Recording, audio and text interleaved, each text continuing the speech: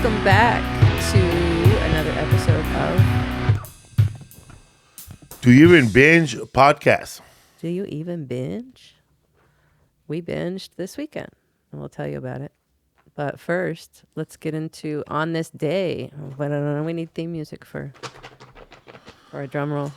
On this day, in 1947, perennial Christmas film released on June 11th, mind you. This is June 11th, by the way.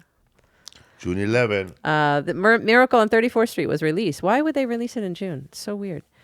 Starring John Payne and Maureen O'Hara, but nobody remembers them because it was all about little Natalie Wood and Santa Claus, played by Edmund Gwenn. Miracle on 34th Street. Yeah. I don't like this one as much as all the other old Christmas movies, or all the Christmas movies. It's not really near the top of my list at all. Who's the little girl? Natalie Wood. Oh, wow. She was Russian immigrant, and she had no accent, though. Anyway, and of course, this scene. Well, young lady, what's your right name? here. I'm sorry, she doesn't speak English. She's Dutch. She just came over. She's been living in an orphan's home in Rotterdam ever since. Well, Ever we've adopted since her. Rotterdam I was told her you blasted wouldn't be able to speak to her, oblivion. but when she saw you in the parade yesterday, she said you were Santa Claus, as she calls you, and you could talk to her. Well, I didn't know what to do. Hallo, ik ben blij dat je gekomen bent. Oh, ben Sinterklaas. Ah, jazeker. I thought you were going to go to the clip with Kramer. Wait. I speak all the languages. Zeker dat u het zou begrijpen. Natuurlijk. Zeg maar wat je zou willen hebben van Sinterklaas. Which inspired this scene Ik heb van alles. in Seinfeld. Ik wil een... Let's rewind that again. Well, come on, little princess. Tell Santa what you want. Don't be shy. But she doesn't speak English. Oh, Santa speaks the language of all children. Norchi, worchi, dorchi, do. I didn't even know that. Yeah. Oh, that's funny. That's so funny. I laugh every time. I've seen it a million times. Also, in 1982, E.T., the Extra-Terrestrial, directed by Steven Spielberg with Drew Barrymore and Henry Thomas, was released. And I didn't see that movie until I was 10 years old when that came out. And my brothers... He's lost. I went to camp, to Girl Scout camp. He's alone. And he's for like 3 a million week. light And my years brothers from and my home. mother wrote me a letter about how they went to In see spring E.T. while I 2002, was gone. only in theaters. That was the mail I got when it was Steven mail day at Spielberg's camp. masterpiece And I was like, will come they to went to life see E.T. without me, and I was so mad. for a whole And I new never saw it generation. until I was 30 years old. Damn. But you got to be away from your family, man. There's no price on that. Experience the mystery. You liked being away I hated parts of my family, but I liked being home. wonder. I hated being away from home. I always liked being home. The core I saw the porno version of that. The extra testicle. Oh, started it all. Where a guy with like, he had like With an never extra before testicle. seen footage. And that finger, Enhanced right special away. effects.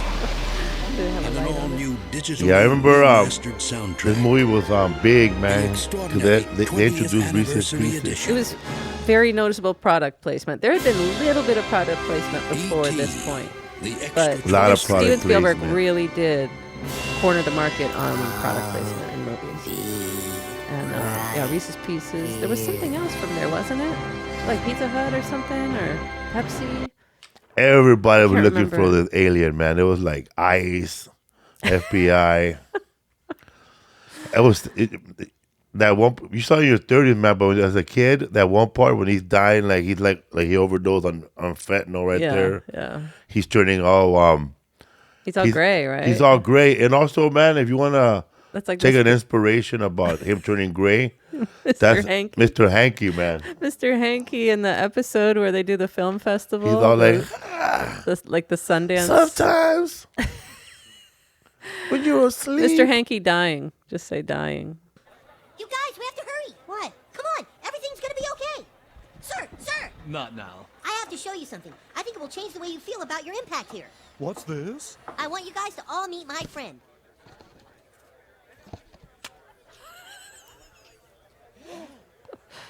That's great, kid. A dried out lump of shit. Very compelling. Okay, folks, let's move. We gotta have that sign done in time for the opening tonight. You can't die, Mr. Hanky. You can't.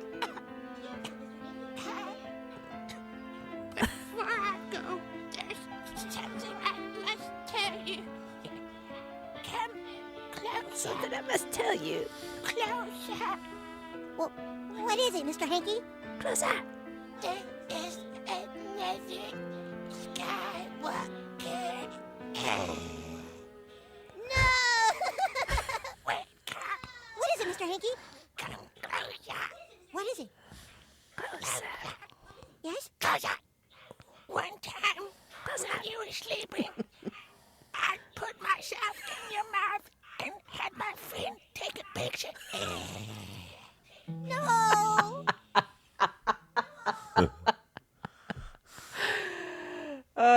Put myself in your mouth and had my friend take a picture. That is so funny. That is funny. I died the first time I saw that. I die every time I see it.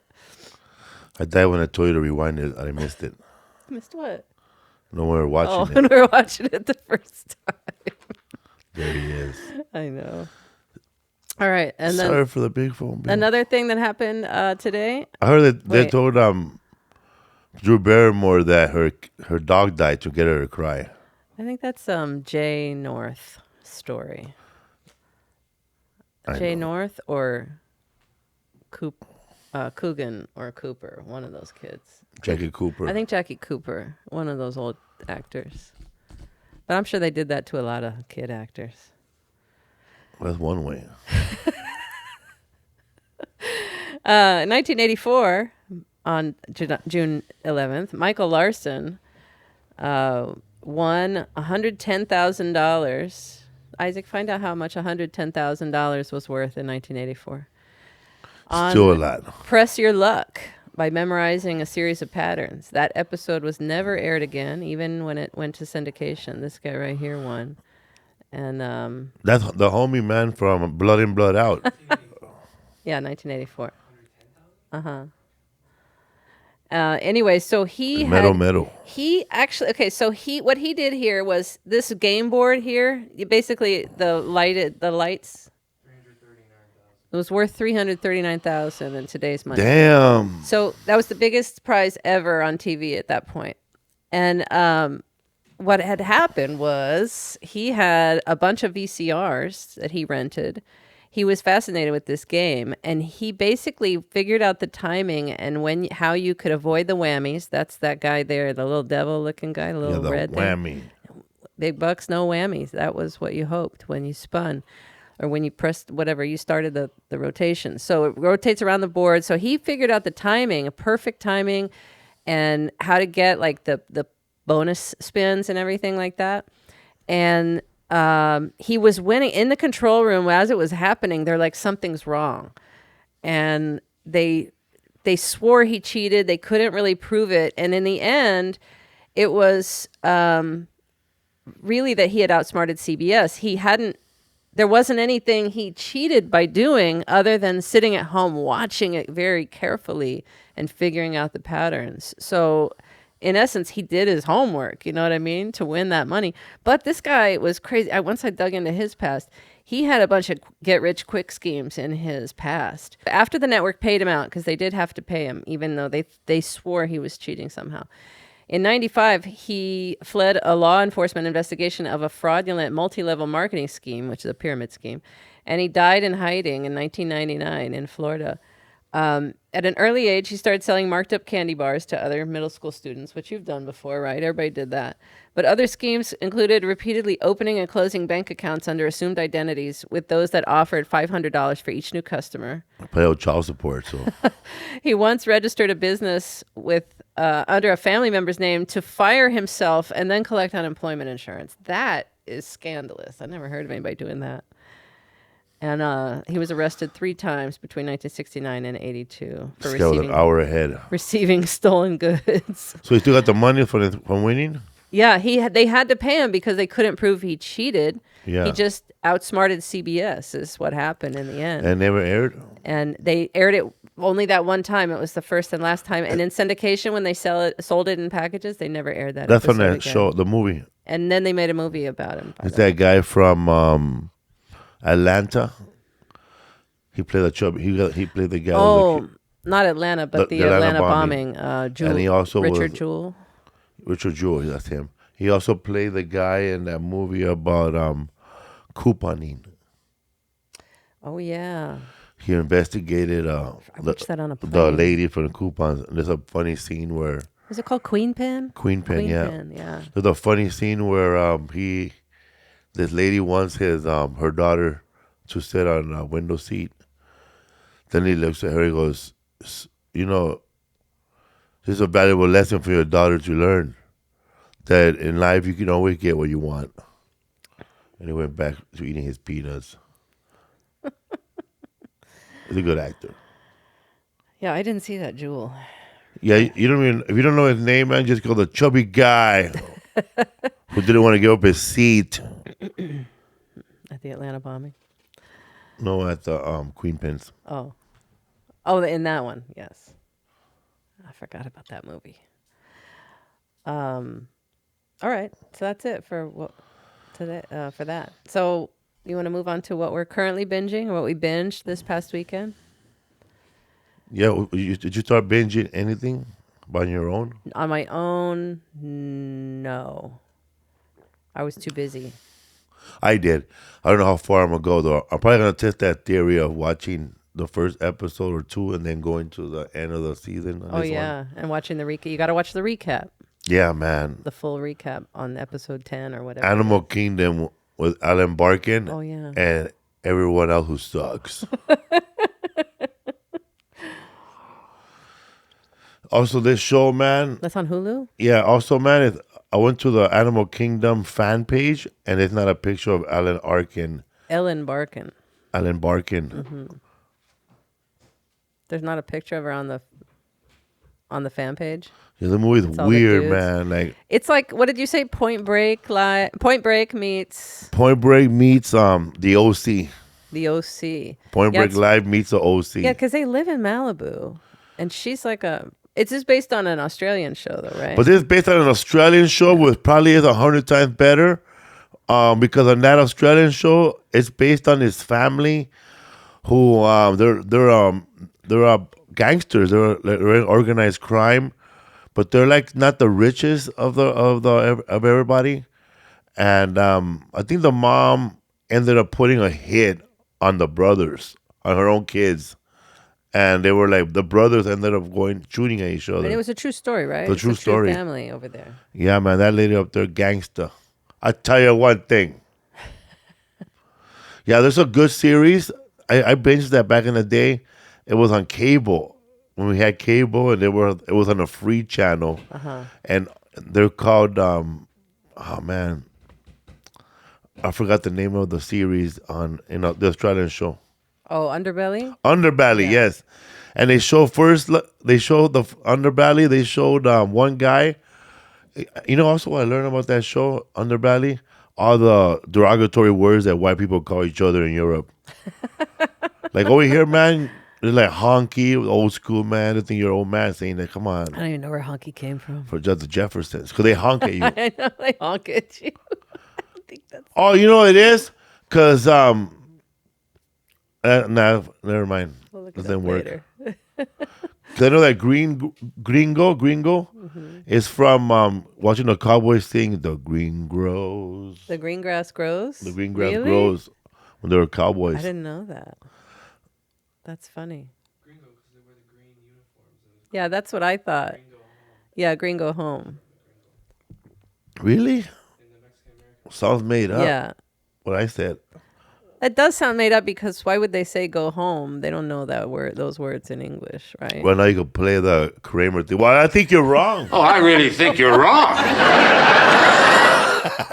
That's when he was asking statute or of limitations or statue. Bohunk used to be, that's what they say in 16 Candles. Like, bohunk was like where hunk came from. So that's the word griego, which is Greek for great. Griego, yeah. So that's more accurate. So the gangsters in the first Underbelly. There's this gangster from New Zealand, and there's people from Australia going, "Oh, you're dealing with a Kiwi, aren't you?" So they call him Kiwi. I don't know what they call British people. I think Limeys. Yeah, and they call Germans are frogs. Frogs, yes, I remember. I heard that. French are frogs. I heard that a bunch of times. And they call Australians something else. But that's how they spoke with each other. Like Like they never say their names. They just say, "Oh, you're still dealing with it." Oh yeah, and I learned that the mafia over there, they're from Calabria. So, anyways, it's about a drug dealer who brings marijuana into Australia for the first time. And then the second one That's is what Underbelly's about? Yeah, Oh. that's the first one. That's him right there. Good actor right there, man. On the left? Yeah, the little young guy. Then the second Underbelly is about how the Lebanese kid, he rose from being a busboy to a doorman to controlling all the clubs in King's Cross in Australia. Are they related, the stories? Yeah, they follow each other, and and he's still alive. He's like he owns King's Cross. They're like all the gangsters started calling each other kings because they control these brothel, which I went to with Rodrigo. And then the third one was the one about that family, which is what that fucking show is based on. Animal Kingdom. Animal Kingdom, yeah, man. But see, the one that was hard about Animal Kingdom to understand right now, even though I only saw episode 1, is that you guys are really in Malibu. Why are you robbing people? I know. I think that's how they afford to Oh, live and over they there, do though, stuff right? that they do stupid heist. They do do stuff that doesn't like. Okay, you watch investigative shows, yes, right? Okay, all the time.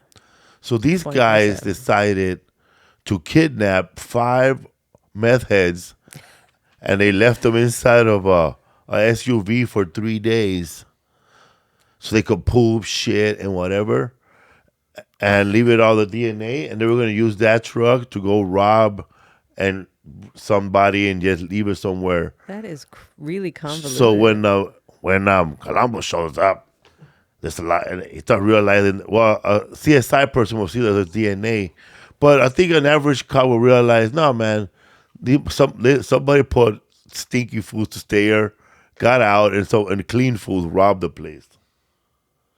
Like they put a bunch of people shit on it and pee on it, and then they pay the meth heads of fucking 4 grams of meth, and then those clean foods from the fucking Malibu go in there and they go rob. So they're just framing the meth heads. Yeah, so they go look for them. Like, why don't you just burn the truck?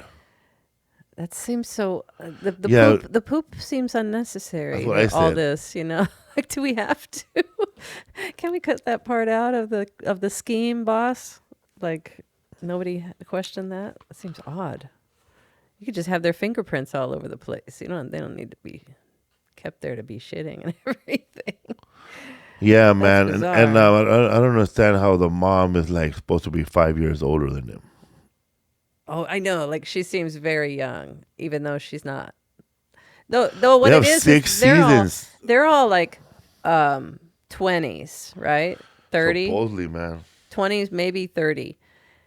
They're doing coke in front of the mom. And then the mom is Ellen Barkin is like 70, almost. Yeah. How old is Ellen Barkin? I don't know how old she's playing, but she's got to be 70s, right? Yeah. They go to their sister's funeral, blah, blah, blah, blah. And 71. They walk out of the funeral, and one of the kids looks over. I guess we're Lutheran now. What? Like, that line is like, it doesn't even help the story. It just lets me know that these guys the mom let them surf and smoke weed all day, that they don't know anything about what's going on, except go rob and grab a bunch of meth heads and put them in a van. That's weird. Well, I'm going to still watch it, man. See what happens. Let me know.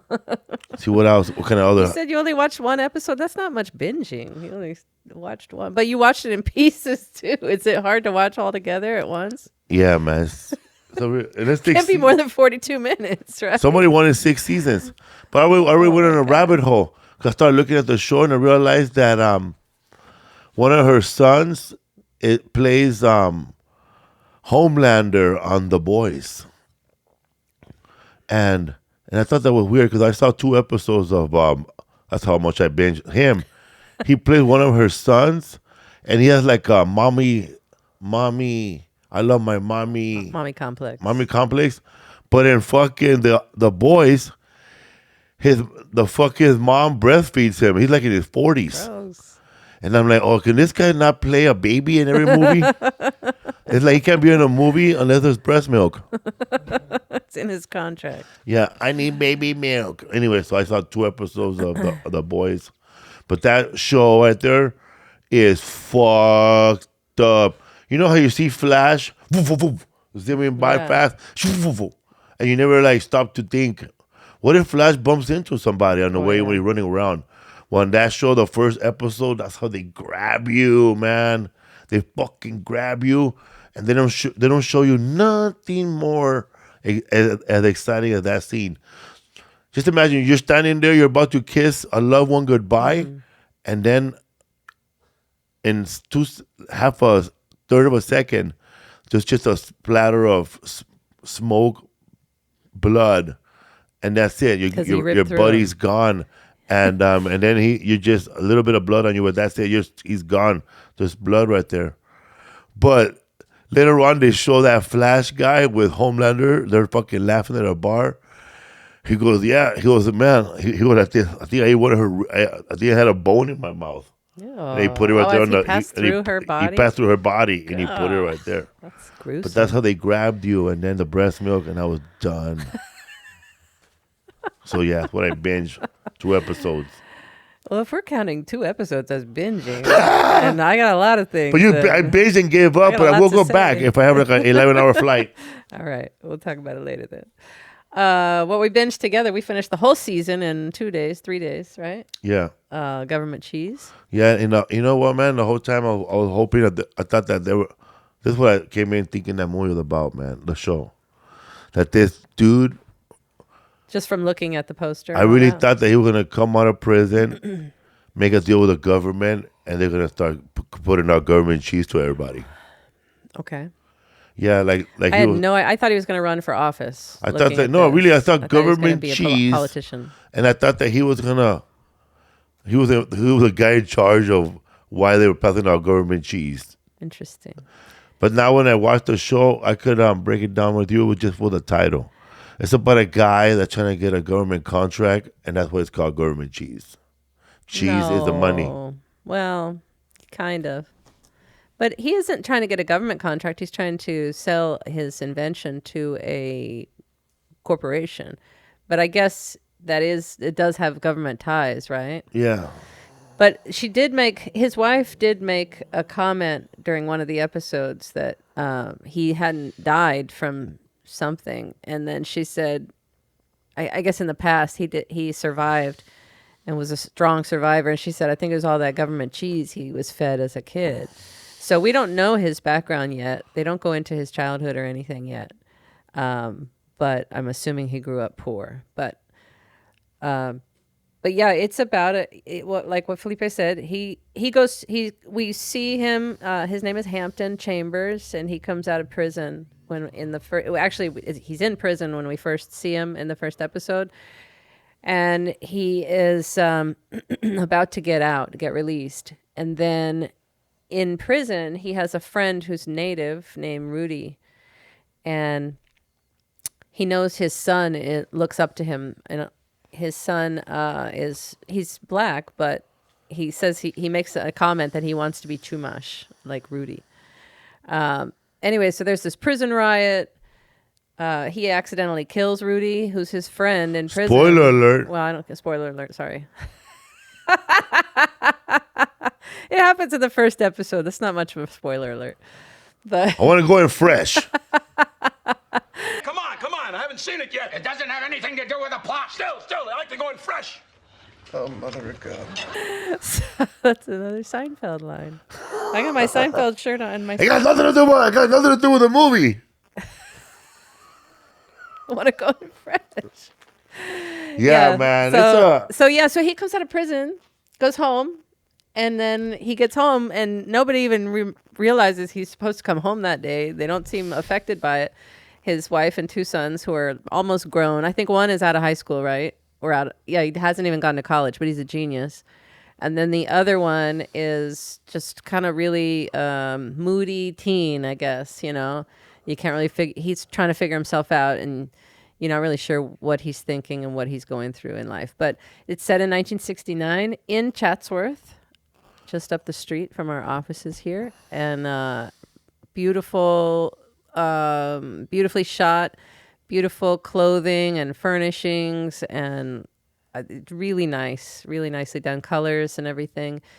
It feels very authentic, and it's David Oyelowo, who's the prince of Zaire.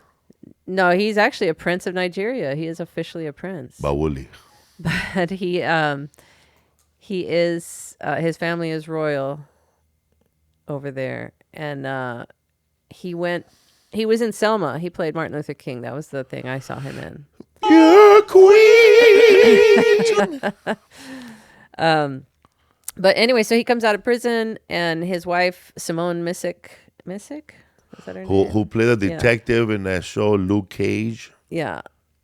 And She's Iron great. Fist. I'd never seen her all before that Marvel stuff. I didn't watch any of that. I hate Marvel stuff, so I didn't watch Luke Cage. But let me tell you, man, there wasn't enough Cage.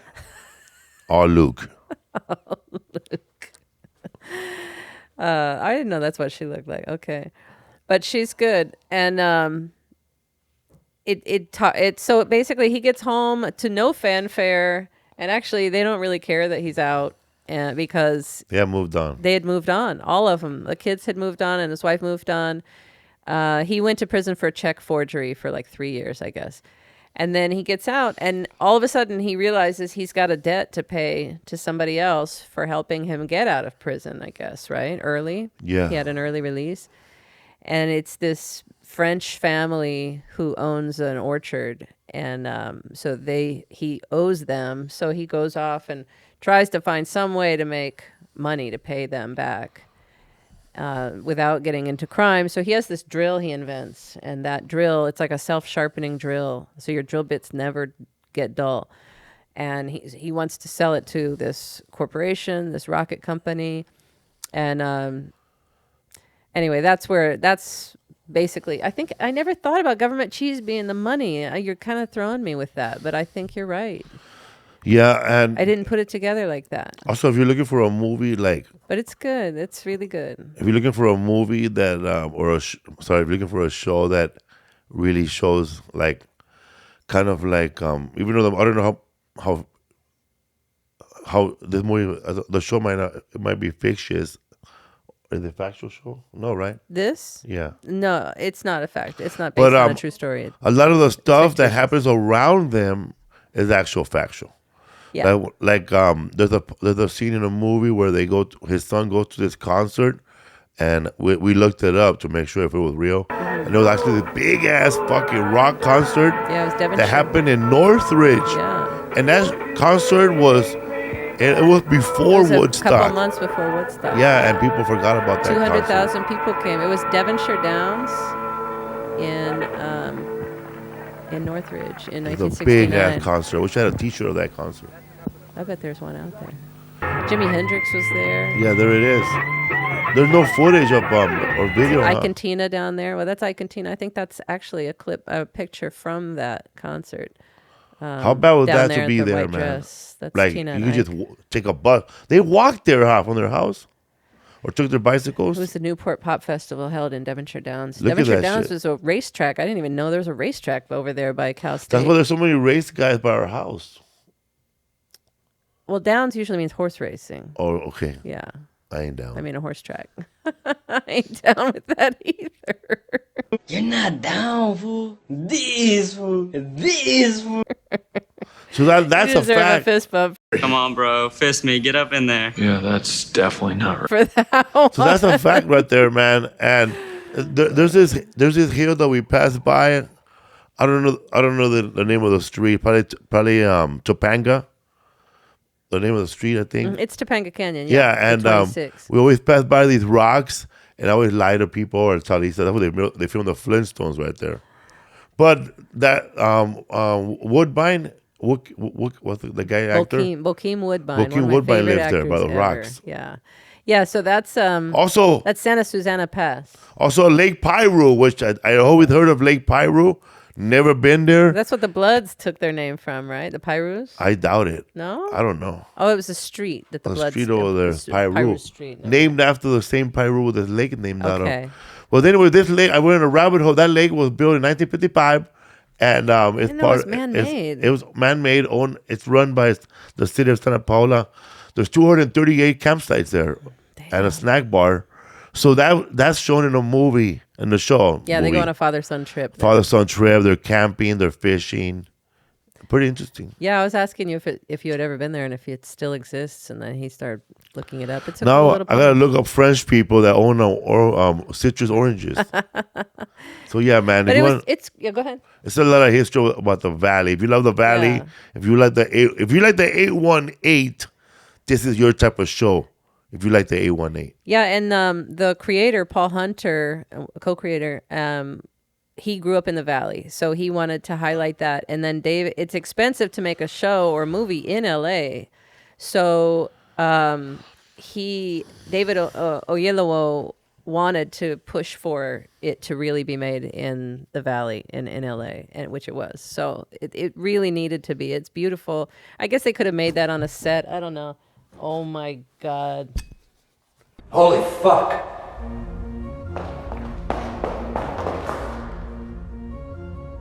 What's the meaning of this shit?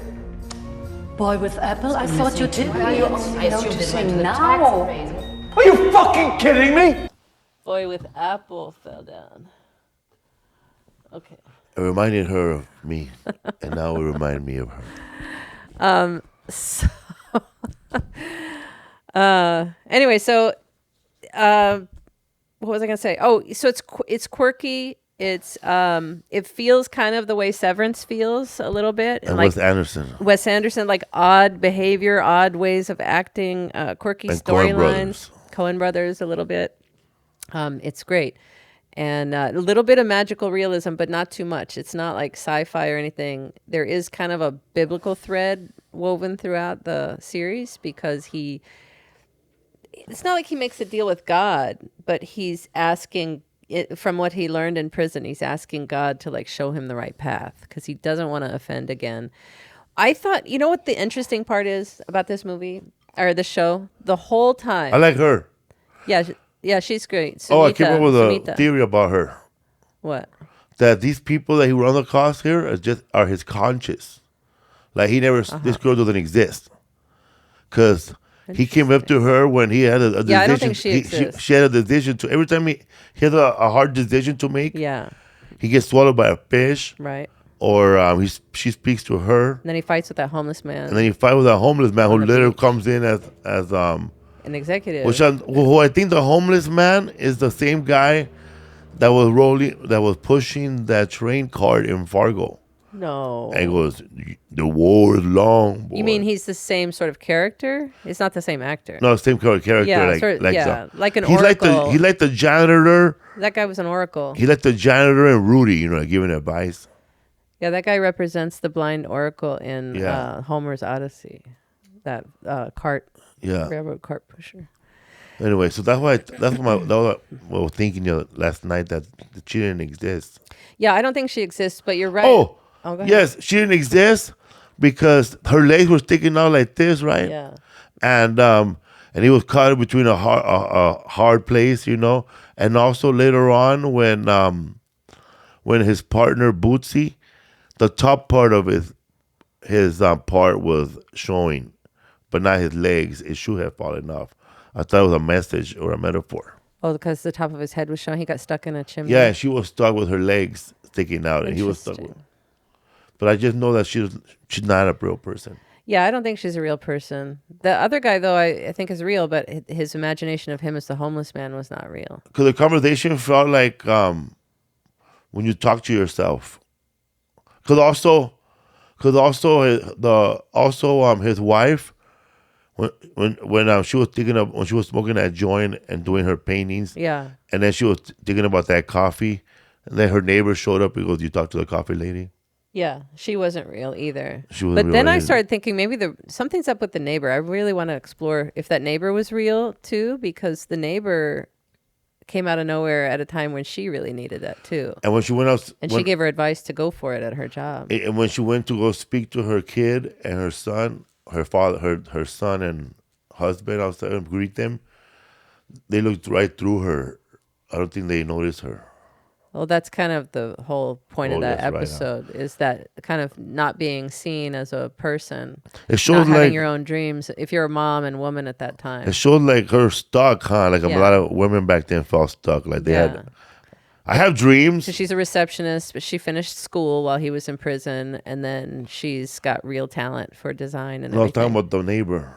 Oh, her. The Well, that's the neighbor. same thing, but they're both going through that though. She wanted to DJ and be a dancer. Yeah. But yeah, they had, but that's a great episode, the one that focuses all on the mom and her dream. And then she gets an interview opportunity in San Francisco, and she's going to take it. And so there's questionable whether they're going to get back together. Who knows if there's going to be a season 2, but the other thing is, you know, it kind of addresses it doesn't, I don't mind this. It just kind of stuck out that this show set in 1969 about a black family who's living in a mixed neighborhood, or apparently a white neighborhood, and a man who is black and out of prison goes directly into this Rocket Corp and, you know, sells this opportunity or gets this opportunity. And then also he's applying for a loan and all sorts of stuff. Their blackness never becomes an issue. You know what I mean? For a time like that, in the suburbs of LA, you would think that they would run into that. And I'm not saying they should. I'm saying it's interesting that they don't put them in situations where they're getting pushed back upon. He's an engineer. No, I know. I'm saying, like, he's an engineer. He's being respected and accepted into meetings and things on a certain level where in reality in 1969 that would not have happened. I think the writer. I don't mind that. It's cool to see them. The writer, like, he didn't have enough time to put all that in perspective. You know why there's a black family right there, but also, man, during the late 50s, there was a lot of not maybe Rocketport is actually Lockheed or McDonnell Douglas, something like that. Yeah. So the McDonnell Douglas, there's Lockheed, also up in there's Allied Signal. These are all like government places that were there, and they hired everybody. Yeah. So they hired a lot of African Americans, a lot of people that were like if you go there, a lot of people that used to work there, man, were not all white. Yeah, but the thing is, it's just cool to see because in other situations, you would expect him to walk. You know, you might see a show or a movie that does push that, where it's like he walks into a bank and he gets denied a loan because he's black, or, you know, he's not allowed into certain circles and groups, you know, because he's black and the rest of the coworkers are white. But they don't discuss it like that at all, which is refreshing, kind of, because also it's kind of a chance to see that a different world of what if there were no struggles along the way and you could just live freely and just be based on your education and that sort of thing. Like, you know, he seems to be accepted based on his invention. His son is accepted based on his education or his brilliance, I guess, without even a formal education yet. He's got offers to Harvard and all this stuff. And it's great to see. It's just interesting that they don't put that in there. And even when he was the son who said he wanted to be, or he asks his son why he wanted to be native, be Chumash, or identify with that. And he's like, well, I don't feel like we have a connection to anything. There's no we have boring history or whatever. And he's like, we're royalty. And he says that, but that's all he says. That's the only kind of sort of black pride or any sort of talk that happens in that. But he doesn't even acknowledge it as black. He just says we're royalty, and that's where he leaves it. But it's just interesting. They don't dive. You know, sometimes shows don't need to have a message. I know. Well, I love shows with no message. Well, you know that. One of those with no message. I know. I'm not saying it should have a message. I'm not saying, but you know, that's my comment. Yeah, I'm not saying it should have a message. I love when shows have no message. The message here is that this is a valley, and this is the first time I ever saw a show where they mentioned Chumash. Yeah. Without casino in it. Yeah. Yeah, it's really cool that it's refreshing like that. But I'm really thinking that these French guys would be. I thought they would be Portuguese. Yeah, they seem. They seem to be. I don't like how those French guys ended up being like the gang who couldn't shoot straight, man. At the end.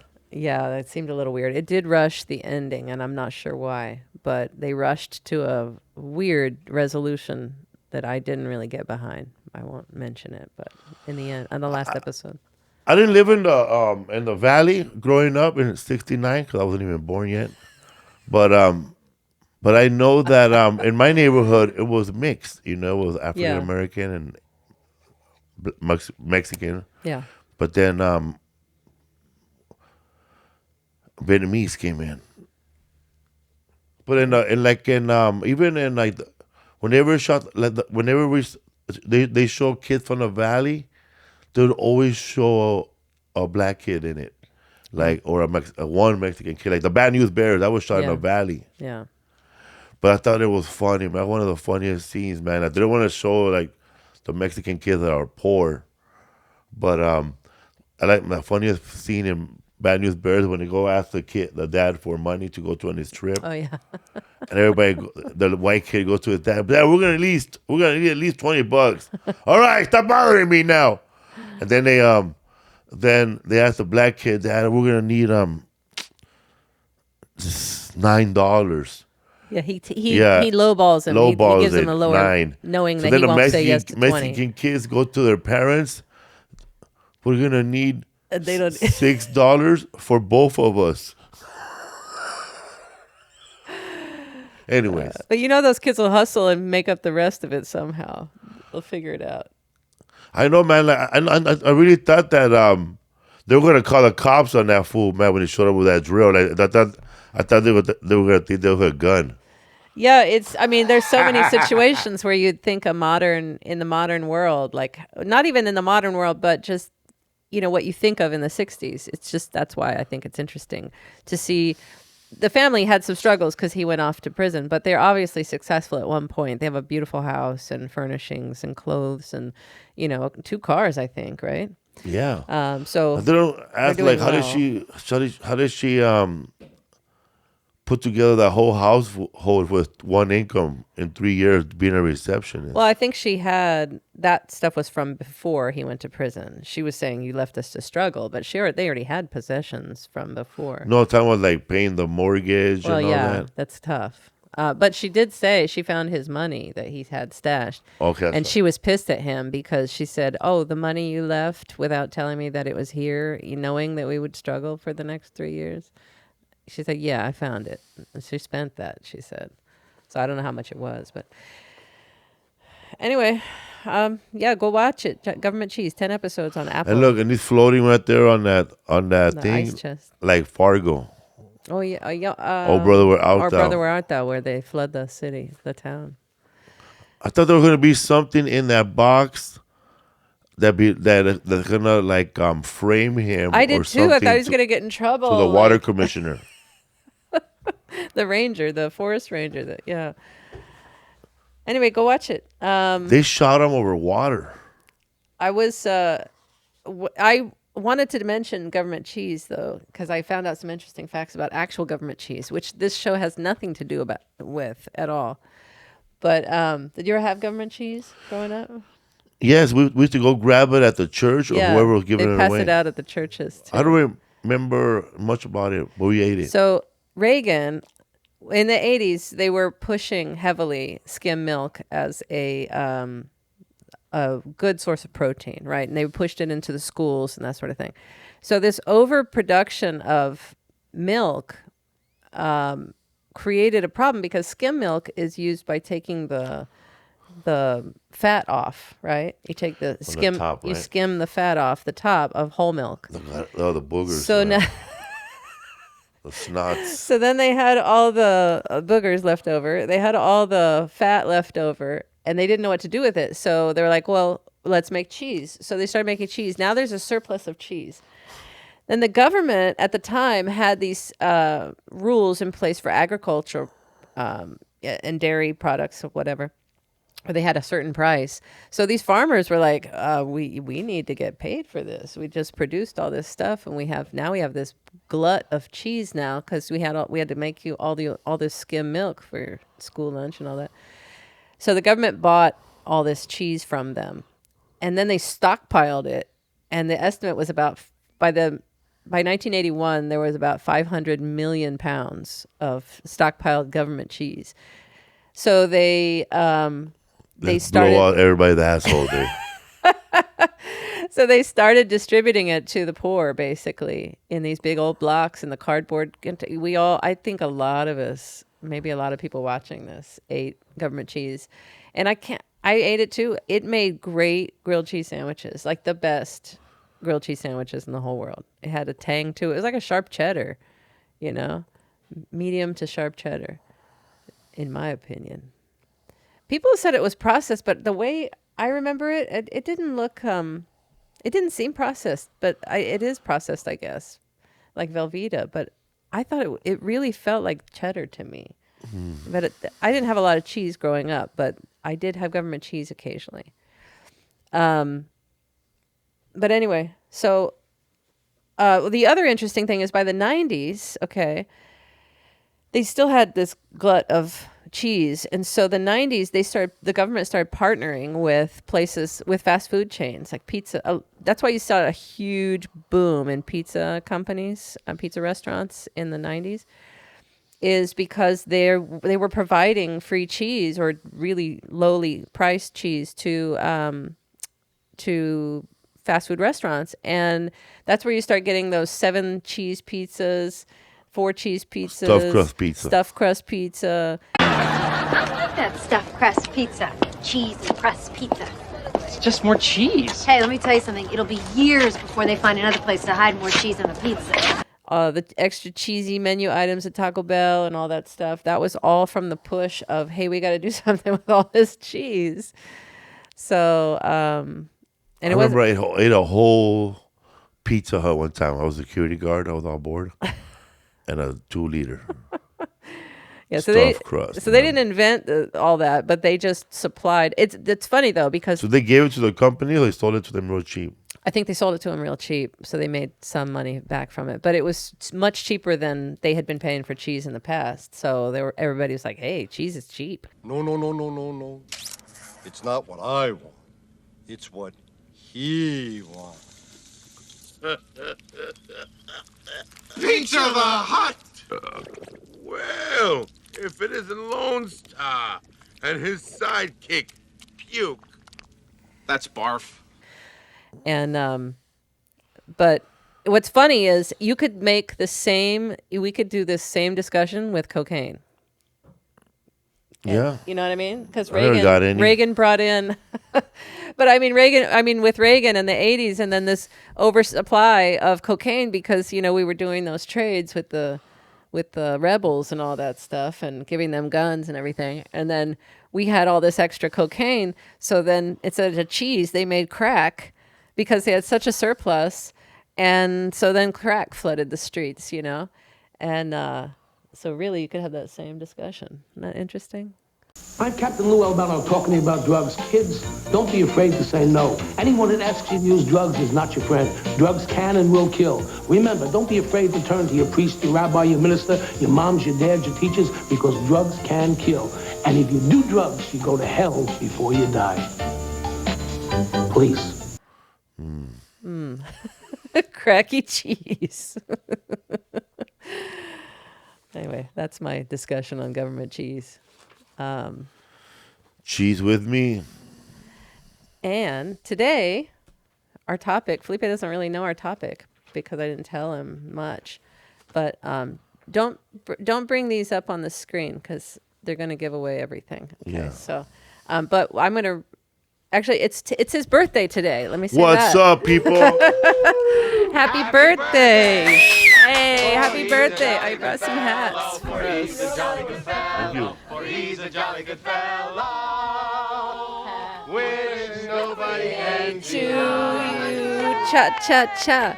Happy birthday to you, cha-cha-cha. Happy birthday to Felipe. Happy birthday to you. Yep, that's me. You're probably wondering how I ended up in this situation. Remember my 7th birthday party? Blow out the candles! Blow out the candles! I said blow out the damn candles! Stop it, Frank! You're killing it! Thank you. Thank you. Yes. It's a gansito cake, vegan. Oh, hell yeah. Bomb, man. We're going to eat that next. Thank you, Shelly from the Valley. So I put together a little birthday challenge. I know pretty much all of Felipe's favorite movies. So I'm going to read off a quote from one of your favorite movies. Uh-huh. And what? And you're going to tell us what the movie quote is from. Oh, is that boring? No. Oh, no. You want the star to show up from the movie? Finish it or just cut you off? Well, wait till I finish it. All right. Oh, put your birthday hat on, babe. Oh. It's hard. I know, the string won't fit. Okay.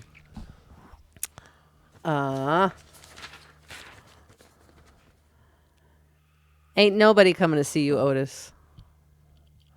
That's the Temptations. Yeah. When they're kicking David Ruffin, now he comes back. That's right. Ain't nobody see you, Otis. The Temptation without David Ruffin is a group in search of a David Ruffin. There it is. Oh, I love that dude. Leon. One name. The brilliant Leon. Stupid. I'm the one selling the records. They coming to see me. They come in to see the Temptations. That's me without arguing with Gabriel Iglesias. You, Otis. You wish you could. I'm the one you're talking about on stage. But you can't. Because there is only one David Ruffin. Yeah, when we first watched that together, you had such a love for that movie, and it was It's a good movie. Don't show any of this on this. Oh, okay, we just skipped. It's Anyway, a good movie, yes, man. It's a good movie, and I had never seen it before. It's a CBS movie, three-parter. It was a miniseries. Miniseries. Yeah, three. That was another '60s movie that had beautiful clothes and furniture. It was based. Houses. It was the biggest, the most watched show on CBS at the time. It was. Yeah. And CBS never catered to black people after that. Really, have no black people in their shows. Barely. They had one. Deacon. Right on. Right on. Well, they do have occasionally a black character. I'm just saying they don't have any black family shows. Now they do, though. Cedric, I think, has his on CBS, That's isn't right, it? Right? The Neighborhood. The right? Neighborhood. Yeah. But yeah, I remember you told me the whole Gabriel Iglesias joke, and you kind of aligned yourself. You saw yourself as Leon in that movie, as the one who leaves. David Ruffin. Okay, the next one. I don't know what sort of cream they put on you down at the morgue, but I want some. The Grand Budapest Hotel when the lady's dying, he's at her wake, and then he looks at her fingernails. I see you got them done. They look beautiful. I want mine like that. Yeah. You're looking so well, darling. You really are. They've done a marvelous job. I don't know what sort of cream they've put on you down at the morgue, but I want some. Honestly, you look better than you have in years. You look like you're alive. Look like you're alive. All right. The next one. And we talked about that last week. The next one. Anybody interested in grabbing a couple of burgers and hitting the cemetery?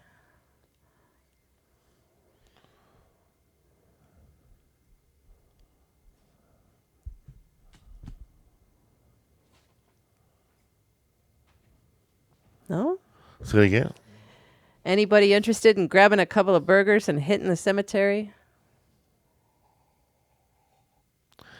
I don't know. The Big Lebowski? No. I don't know. Let's show that one. Do I have a clip for that? Yeah. Down. Yeah. No. The one right above it. Couple of burger hitting the cemeteries. Here.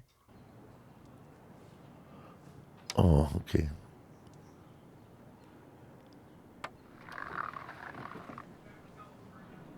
Anybody interested in grabbing a couple of burgers and hitting the cemetery?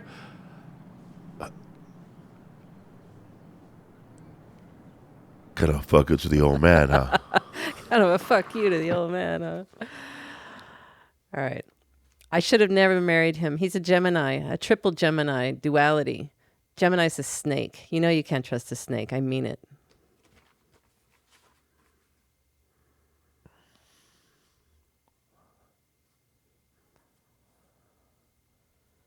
Come on. True Romance? No. I don't know.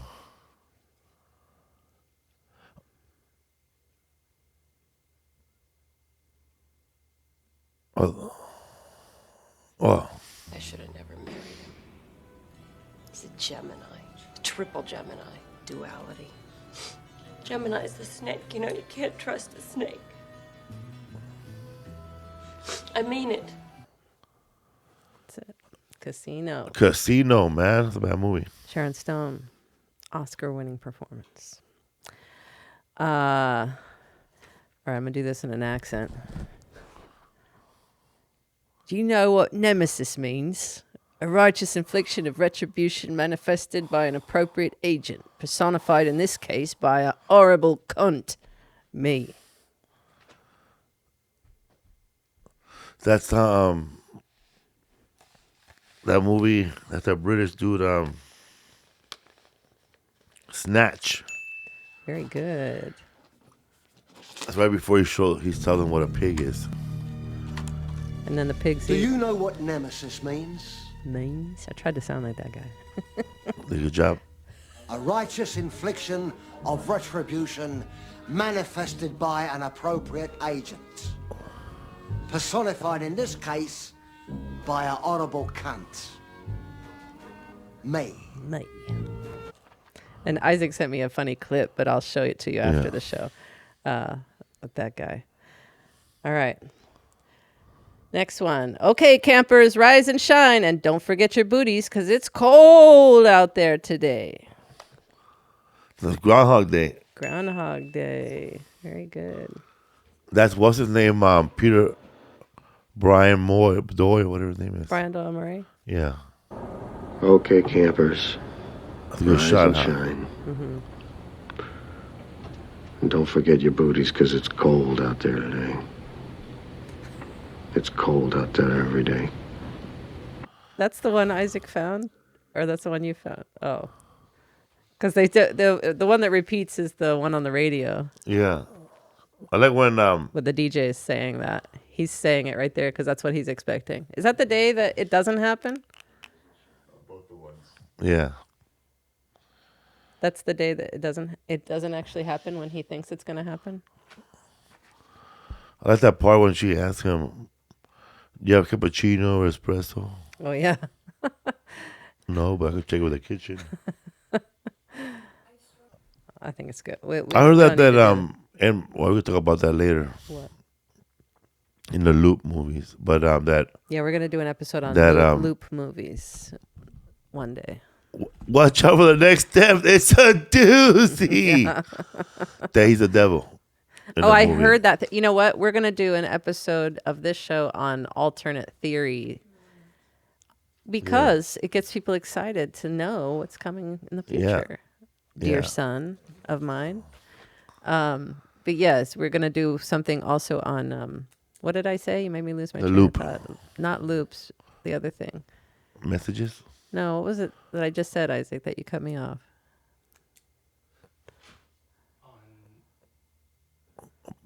Groundhog Day. No, alternate theories. Alternate theories, yeah, he was dead. Of movies, yeah, that he might be dead. Okay, that was a long-winded way to get to it. So, okay, next scene. This was music I'd never heard, filled with such longing, such unfulfillable longing. It seemed to me that I was hearing the voice of God, but why? Why would God choose an obscene child to be his instrument? It was not to be believed. This piece had to be an accident. It had to be. It better be.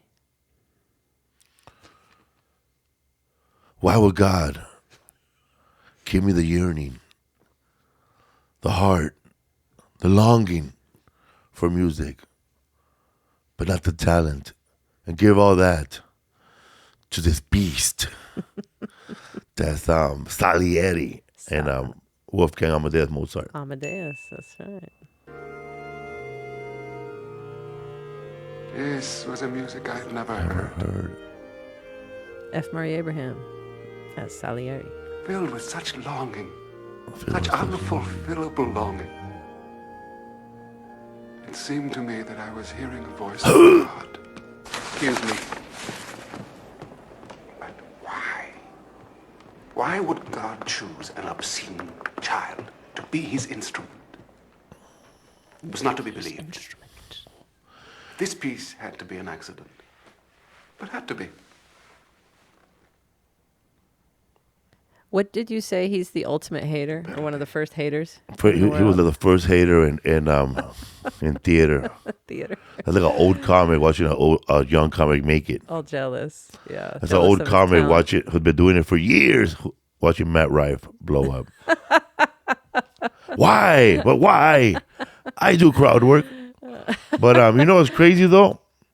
Is that I wonder if he used that hate for Mozart as the hate that was secretly put on him when he was shooting Scarface. Because on Scarface, he got the call that he was going to play Salieri and on his first day of the shoot. Oh, the first day of Scarface shooting? Yeah. He got the call that he was going to play Salieri? Yeah. Oh. And everybody was like, oh, this guy, we have a great actor here. And here he is playing. Oh, we have a thespian in our presence. Oh, pobrecito. Yeah, isn't that crazy? That cockroach I never like. You know what I'm talking about, you fucking cockroach. That's the one. That's the one. He Tony goes to his house. Yeah. And they have the finger bowls to clean their fingers after eating, right? And he drinks it. Look at man, he could tell you the dirtbag. He had like the John Travolta suit with pinstripes. How far is that button? It's like as far as Cubans want to put it. Eh? That's like right or above the belly button. Suarez. Look at that. He signed that picture for somebody here being hung on at Comic-Con. Look. 70 bucks. Oh, let's get that. I we think make a bid on that. I don't know. It says in stock. You don't have to make a bid. HollywoodShow.com. Look for the F. Murray Abraham Scarface picture. Happy birthday. Let's buy that. Happy birthday, Felipe. That cockroach I never liked. Oh my God, and it's signed. It's all blurry. It's a screen capture that they printed out. Like it's not an official thing. All right, last one. You ready for the last one, Evan? That's funny. He's more known for this, for the Scarface, than he is for this Salieri. I know. And White Lotus, too. But he won an Oscar for Salieri, didn't he? Yes. Yeah. I've seen things you people wouldn't believe. Attack ships on fire off the shoulder of Orion. I watched sea beams glitter in the dark near the Tannhauser Gate. All those moments will be lost in time like tears in the rain. Time to die. And there it was. At his last breath, the clone said his last goodbye. That's that movie with Harrison Ford, Blade Runner. Blade Runner. That's right. Yeah, that's a great scene right there because, right there, yeah, Rutger Hauer. Rutger Hauer. I've seen things you people wouldn't believe. Look like Angel all cracked out in the gas She station. does look like Angel. Begging for money. Yeah. Shoulder of Orion. My brother Angel. His brother. I watched sea beams. He does look like skinny glittering Angel when dark he's near skinny. the Tannhauser Gate.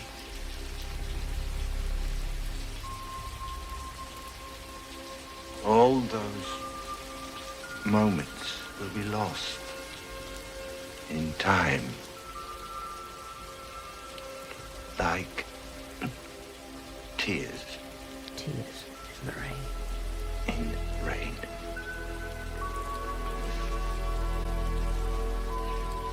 I like how in that scene, that's his last breath as I don't know, the robot. They're androids. He's an android. Yeah.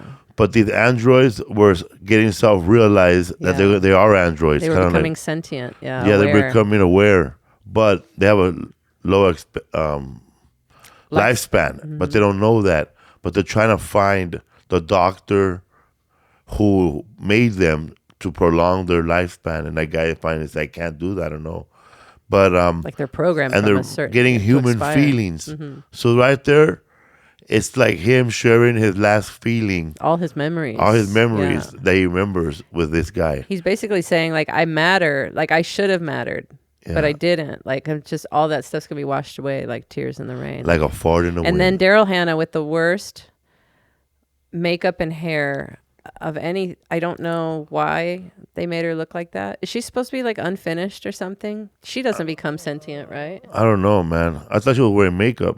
She is wearing makeup, of course. What do you No, I thought that was a character that she decided to do in the movie as a. I thought that they showed her without makeup later or something. Oh, they do? Yeah. Well, that's her there, though, with that. And that's her right there. Oh. But even her makeup and hair, her hair is still bad when she doesn't have that on there. Well, she's pre-Chucky. Go to the other shot of her with no black makeup on her eyes, right next to it, to the left, the Yeah. top, right there. That's her there, too. I like when they're breaking them down and they're asking them questions, human questions. Yeah. Do you see the cat? Well, they kind of felt like those questions from Going Clear, but that's another movie. Yeah, that's crazy. That movie, they made a part 2. It wasn't that good. But whenever you go to a screenplay writing class, they always mention this movie. I saw the director's cut years ago in the theater for the anniversary, and I fell asleep. I don't know why. That's about right. I think it wasn't really because the movie is long and drawn out. It's like 3 hours, isn't it, almost? Yeah, also... But it was just, it's so dark, physically, like rainy and dreary all the time, and it put me to sleep. Blade Runner 2 is ridiculous because it's based on Harrison Ford has sex with that android right there, Sean Young, and that's a baby. Oh, really? Yeah. Who's the baby? Ryan Gosling? Ryan Gosling, I think. And Really? doesn't make any sense. Also, Edward James almost... They gave her reproductive organs. That's what they say. That's Edward weird. James almost was in Blade Runner 1. And by the way, man, Yeah, let's show his he's car. stereotypical playing he drives a lowrider spaceship for some reason. Yeah. And his car always playing oldies. Edward James almost car. He likes origami. He's like a hitman, I think, or something, or a cop. Yeah, it's like a lowrider car. Orale, I'm going to dress up like a Zoot rider. He walks up to him and goes, you know, nobody lives forever. Orale. Orale. Did you find other androids? He's a police officer, right? He's a detective. Yeah, his boss. And but he's searching for the androids who have gone rogue. Mm-hmm. Right. There's a lot of similarity between that movie and Logan's Run, right? Because they're human, but they expire when they're 30 or something like that, right? That's sad, huh? Or they die when they're 30, and so some of them go rogue and try to outrun. What other lines you got? That's it. Oh. The game's over, babe. Sorry, birthday's over. Orale. Blade Runner. Did you have fun? Yeah, I wonder if Edward James almost can go to Comic-Con. Probably doesn't. Because he could kill it for Blade Runner, for a lot of stuff. He could kill it for any of the things he could kill it for Miami Vice still. That was the first time I ever saw him was Miami Vice. And I was like, how did they put this guy on here with these acne scars? Because it was just like, I mean, it was like maybe the first time I had seen people who weren't pretty, like traditionally pretty. I mean, he was handsome, but he's got scars on his face and very noticeable. So I was surprised to see that. My mom had acne scars all over her cheek, just like him. And I was like, how did they put him on TV? How did he get a job on TV? She was Edna James almost. Well, look this up, man. I swear to God, this actor always pops up. Character that looks like Edward James almost. Actor that looks like Edward James almost. You have to Google it exactly like that. And they'll show up, bro. And I know exactly who's going to show up. It's got a bad guy in every movie. No. White actor who looks like Edward James almost. I don't think that's going to help. Maybe it only works on your Google. See, look how handsome he was in the bottom right of the The bottom right. That one. Stitch Duran. Stitch Duran. Who's that?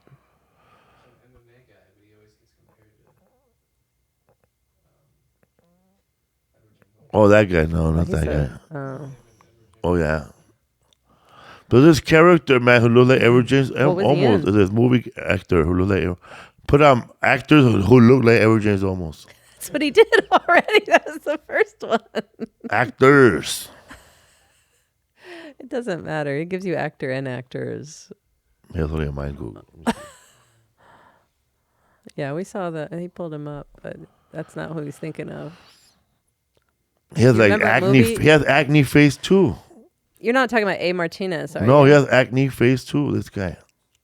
He's a white actor. He has. Oh, you're acne. talking about the guy in Greece who died of AIDS? I don't know who that is. Look up the actor in Greece with the acne scars. Not Greece, the country, but okay. What are you trying? I'm watching this, losing my mind here. There we go. That guy on the top left. Hell no, that's who not I'm him. thinking of. Who are you thinking of? I'm trying to think of the movie here. That guy died of AIDS. Sad. He was gay. I didn't know that. He's the one that shows up with his Mexican girlfriend, and then they win the. They call him Crater Face. That's right.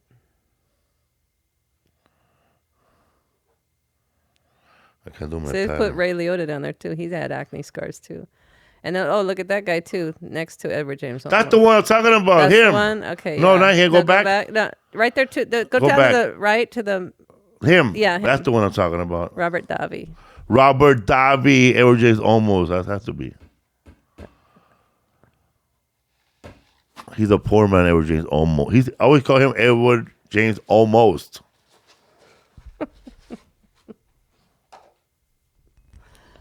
Maybe that's what we should Google. Edward James almost. Open phone. Open phone. You locked out. There's water in here, so I can't do this. Oh no. Better get that off there. Yeah, he looks. Man, he looks weird now, That's man. how you know you got to become a character actor. All right, that's all I got today. Anything else you want to talk about? I got a lot of things on my mind. No. I got a lot of problems with you people. Oh, look, there's water. Oh, it's coffee, buddy. Oh, no, I trust that it's bad.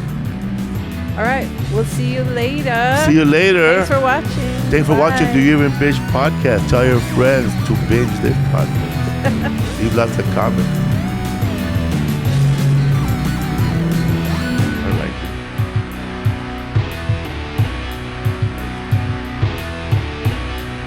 I do. Thank you. I'm putting my phone back in right now.